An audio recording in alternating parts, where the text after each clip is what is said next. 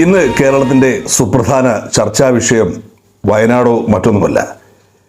മലയാളത്തിലെ സിനിമാ താരങ്ങൾ നേരിടുന്ന കേസുകളെക്കുറിച്ചും അതിൻ്റെ കിളിപ്പെടുത്തുന്ന കഥകളുമൊക്കെ തന്നെയാണ്.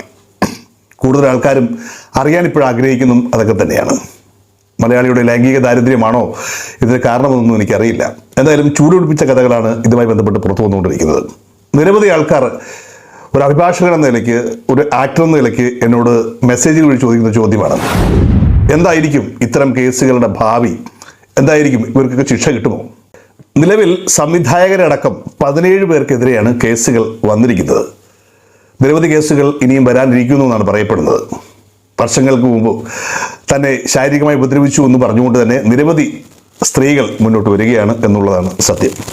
ഇതിൽ തന്നെ വളരെ ഗൗരവതരമായിട്ടുള്ള കേസുകൾ വന്നിരിക്കുന്നത് നടൻ സിദ്ദിഖ്, നടൻ മുകേഷ്, നടൻ ഇടവേള ബാബു,